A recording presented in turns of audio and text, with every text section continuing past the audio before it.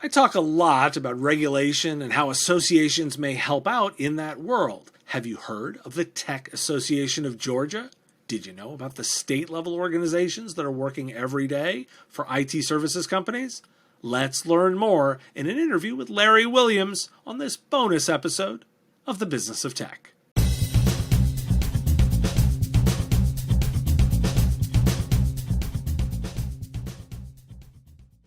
Ditch your VPN. VPNs are awful, outdated, clunky, hard to use, and create security vulnerabilities. TwinGate's Zero Trust Network Access is easy to deploy and even easier to use and manage, while always making resources secure and invisible. With native integrations with MDMs, EDRs, and DNS filters, TwinGate enhances your security with the full power of your cybersecurity stack. TwinGate melts into the background, providing intuitive access and lightning-fast connections with the lowest latency. You'll forget you're using a remote access solution at all. Want to learn more?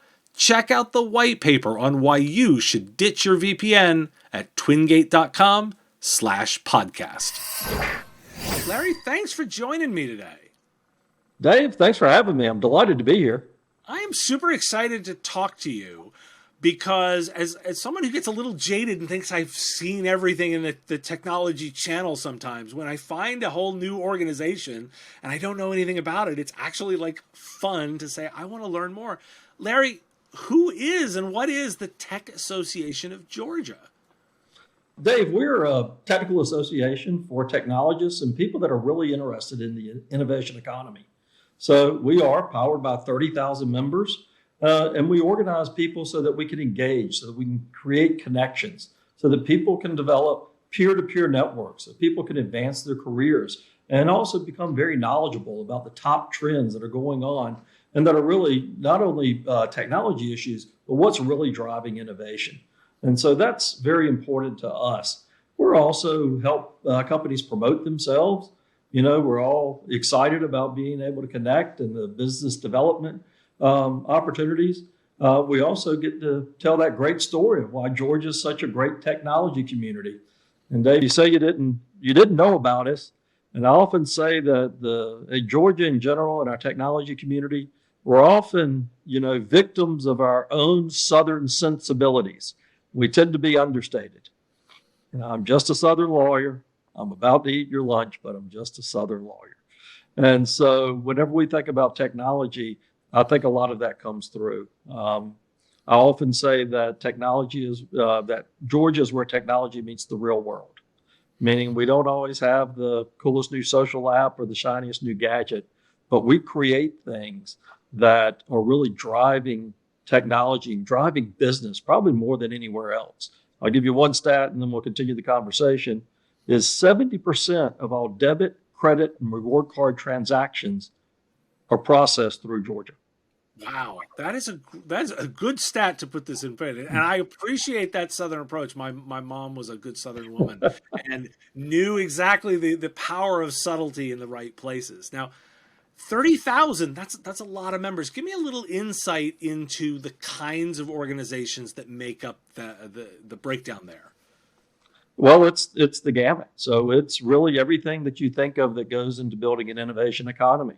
So it's Fortune 100 companies, so tech-forward companies, and tech-enabled companies. So it's our Coca-Colas, it's our Home Depots, it's UPS, it's SecureWorks, it's all of these companies are a part of our ecosystem, and then it's all the way from startup companies to medium-sized companies to the vendor networks that help supply the great new technologies and tools for companies to be successful. We have venture capitalists, we have universities and other academia, as well as government. So if we think about the multidimensional aspect of what drives innovation, that's what makes up our 30,000 members. Now, I'm going to want to talk policy and some of the policy initiatives in a minute, but I want to understand a little bit more. Is everyone in that 30,000 based in Georgia or affiliated with Georgia, or is it larger than that? Primarily in Georgia, but there are people beyond. So a lot of that membership comes through our corporate members. So they can have multiple members that are a part of that membership, that is part of that 30,000 count. And quite frankly, some of them in a corporation don't all sit in Georgia. they're around the country and quite frankly around the world. Okay, that helps me a lot. Now you're deep then into the association space, much more than I am. Help me place you a little bit in sort of the landscape. My listeners are familiar with organizations, say like CompTIA. Uh, Mhm. do you work with them? How do you fit into the association landscape? Sure. And it's going to be a couple answers to that. Um, so one, we do a lot of lobbying. You mentioned policy a minute ago. So we do, especially at TAG at the state level, and then a lot in education. And so that's done through TAG and then also through our foundation, the TAG Education Collaborative, which is an education-based 501c3, so a charity. And I mentioned that because that is our intersection with a lot of national organizations like CompTIA. So we work with them about our tagline is how do we prepare uh, tomorrow's workforce today? And so what that means is we work on STEM education, we work on workforce development, especially things that don't require a 4-year degree. So how do we upskill, reskill, or get people started on a technology track, and they don't necessarily have to go to a 4-year school? And then lastly, professional development.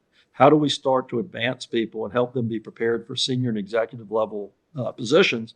Because, Dave, the silver tsunami is upon us. And as a lot of people are retiring, we've got to make sure that we have people that are prepared to take on those roles.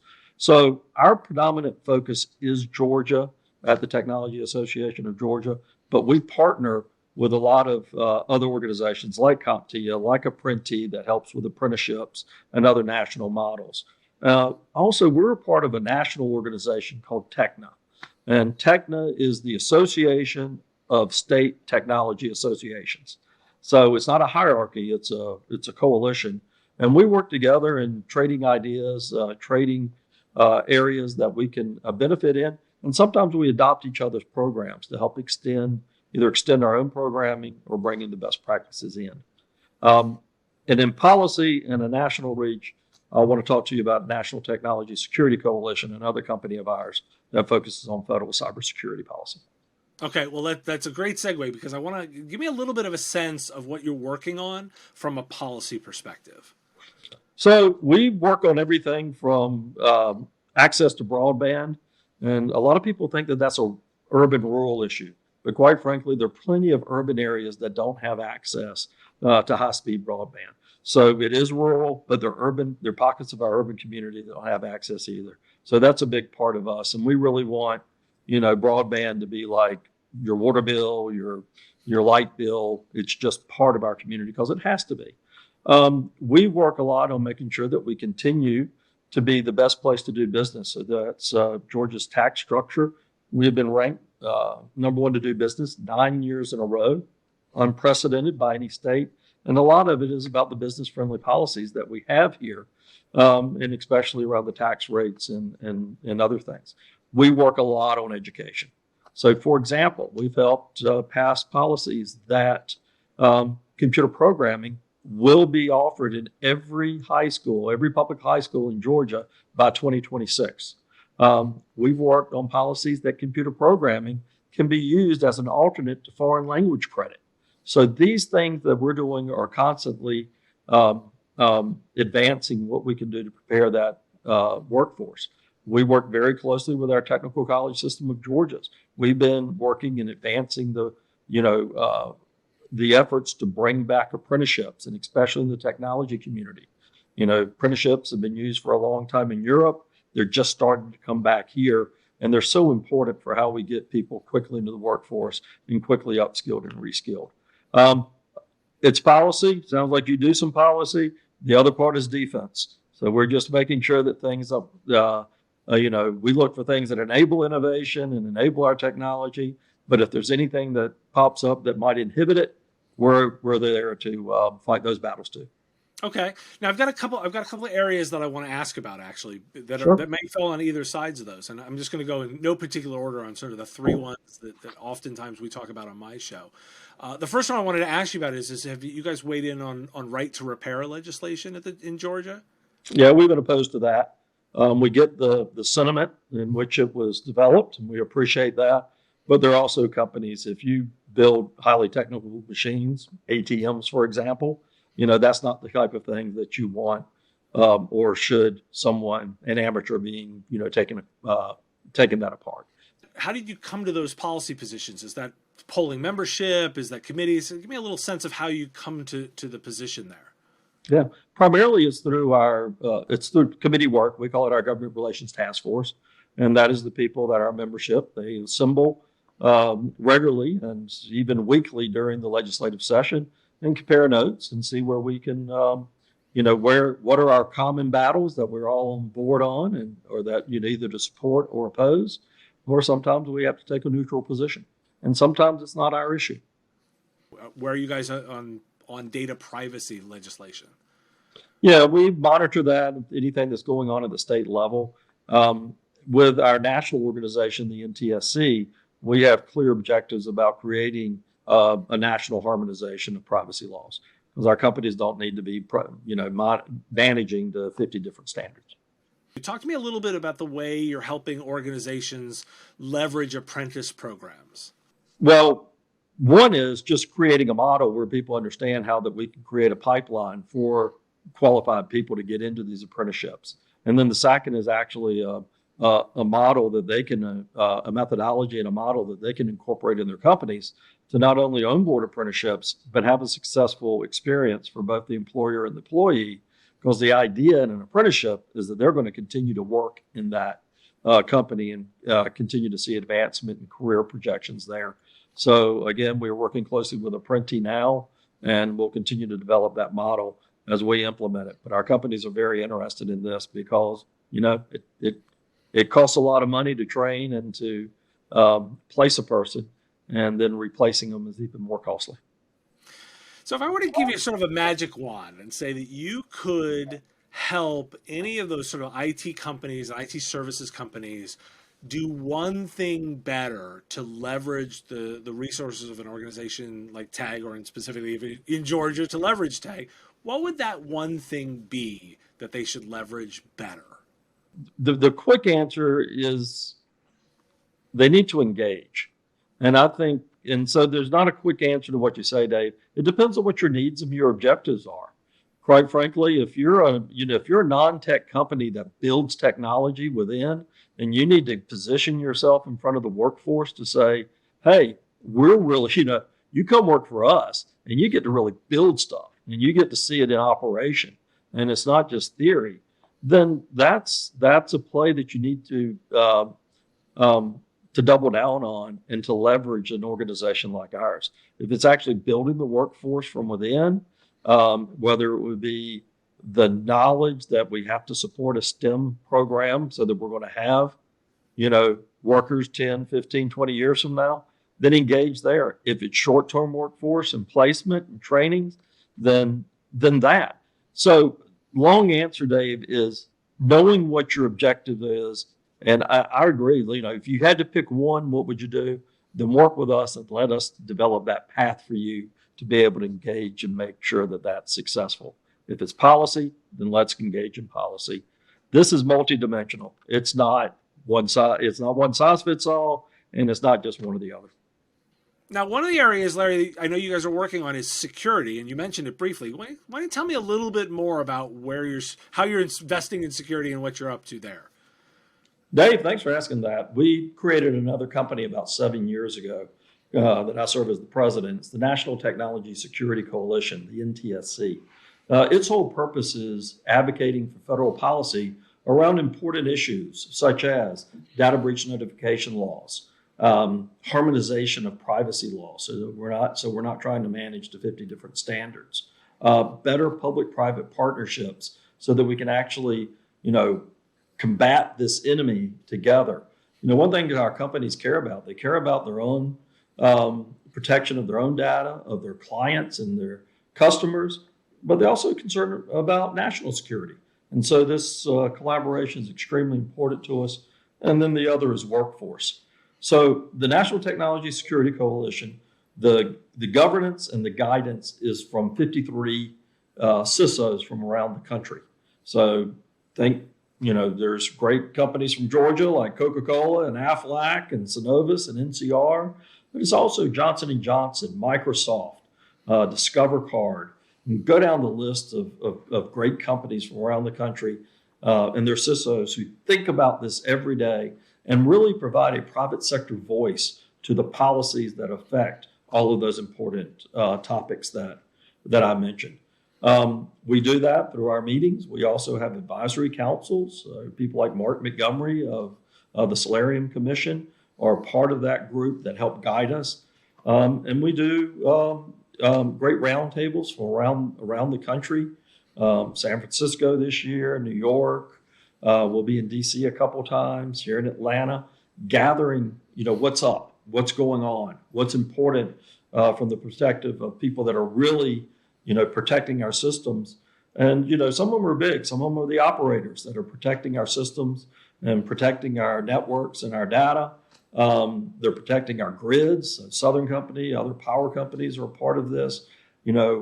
Critical infrastructure, all very, very important to what we're doing here. So we gather that, and we'll even be doing our national conference up in DC in a couple months. And I mentioned Jen Easterly, but she'll be one of our keynotes there. We've worked closely with them on their Private Sector Advisory Council, and we continue to look forward to that great partnership that we have. Dave, this is critical. And whenever I talk about cybersecurity, it's either things that are big in the headlines like Colonial Pipeline. It's things about data breach. It's about making sure that our companies, have the ability to protect their networks. Also that they have visibility and pipeline into what the regulations are. And that's something that we have to be able to work on. The other is it really does get down to the person on the street. Cybersecurity, quite frankly, is everybody's responsibility. And I know you hear it, change your passwords, do all these, do those simple things. They matter, and they matter at all levels. And I don't think people realize that as much as they could. So that's what we're doing at the NTSC, and I think it's exciting and very important to all of us. Yeah, I mean, and there's going to be that tension that we need to work collaboratively on to find the areas where regulation is required and where it isn't, because we can't live in a world where there's nothing. We have to have some rules of the road to know how to engage. So this is a great way to leverage that. By all means, exactly. That's where that's the exact perspective our companies come at it. We know there have to be rules of the road. Let's get there together. Gotcha. Well, if people were interested in learning more or becoming a member, how do they go about that process? Well, please go to tagonline.org. That's Technology Association of Georgia Online. Tagonline.org. We'd love to talk to you. We'd love to get you more involved if you're here in Georgia or even if you're outside our state. Well, Larry, thank you so much for joining me today. I've learned a lot, and I appreciate the time. Dave, it's a pleasure. Thanks for your time and attention. Time is a finite resource, and I really value you giving me some of yours. If you like this video, you can let me know with a like of the video, and even more valuable, hitting the subscription button.